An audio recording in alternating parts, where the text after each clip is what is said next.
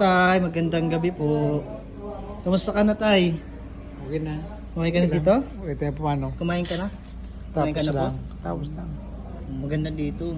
Kaya pag kailangan mo ng makakausap o kaya nagugutom kaya tawagan mo lang sila at bibigyan kanila ng pagkain. Oo. Kasi pag uwi natin ng Bicol, ihatid ka namin doon sa inyo.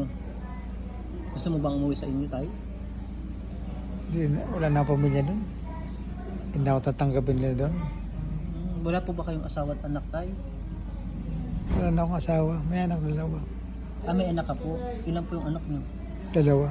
Dalawa po. Mga ilang taon na po ba yung anak niyo tay? 24 saka 31. May ano na po sila. Siguro may pamilya na rin po sila. Hindi, wala. Bakit po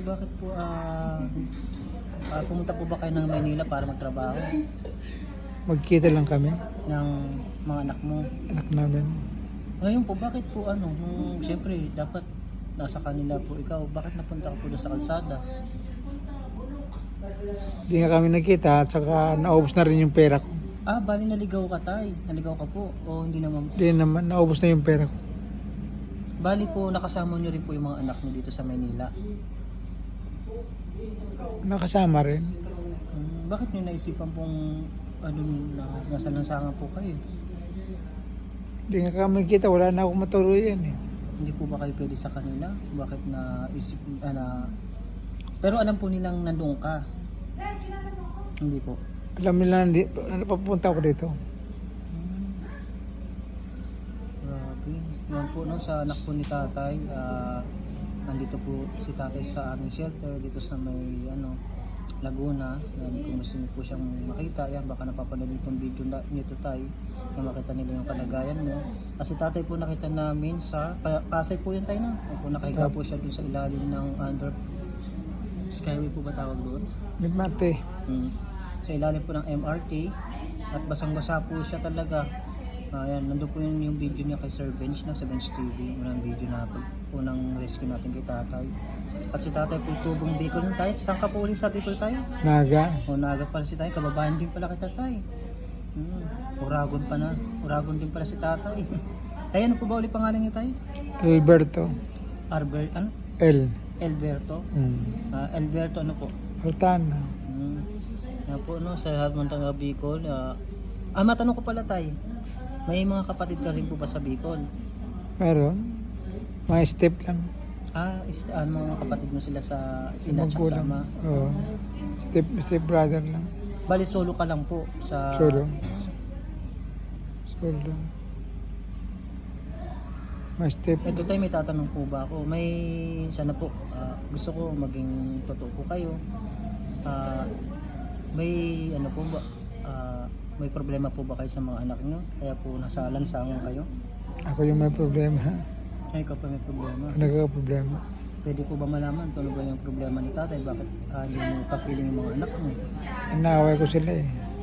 Inaway mo sila. Inaaway ko sila. Bakit? Matigas ang ulo ko eh.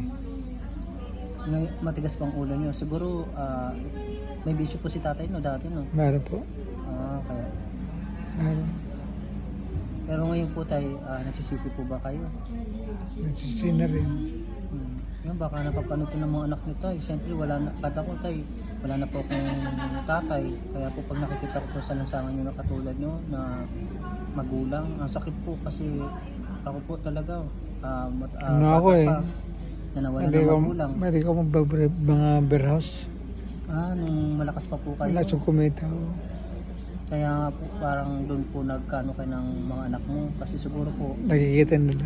Kapag sinasabihan po kayo kasi nga inom kayo ng inom, ganun siguro na tayo. Tapos yan, ng babae. Siyempre po yung mga anak natin, concerned din po sa atin yun, no? Kaya katulad nyo po, katulad po ngayon nangyari sa inyo, ganyan. Siguro naman po tayo, yung mga anak nyo hindi naman ganun kasama. Siguro pag napanood nila ito, baka makita kanila. Ay din naman. Ayan po narinig niyo po sa boses ng inyong ama na matigas na pong ulo niya. Yan, nagsisisi na rin si tatay kung bakit nagkaganito siya. Sana Pero ngayon tayo, kailan ba huli nakita yung dalawa mong anak? Kung matanda. Pero ngayon lang din pong taon o last year lang po? Para tingin niyo po. Mga last year, mga 3 years na di ka magkita. Kaya tapos naisipan nyo na lang po sa lansangan tumira. Ano po ba yung dating trabaho ni tatay? Magugupit. Barbershop po kayo nagtatrabaho. Kailan po ba na-stock si tatay? 2015. 2015 pa po. 2015. Hmm. Kaya, oo. Bali po, nung na-stroke kayo tayo, sino po nag-alaga sa inyo? Yung mga anak nyo din po o ibang tao na rin Anak po?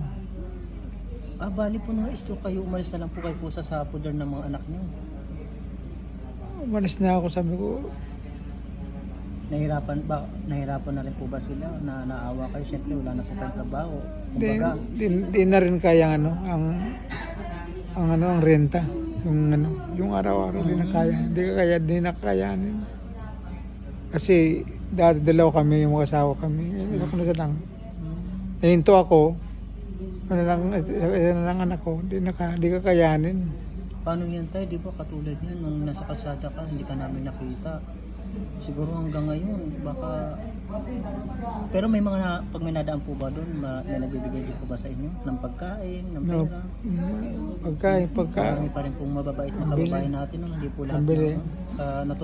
Nakakatuwa rin po kasi marami pa rin tayong mga kababayan na mabubuting loob, no?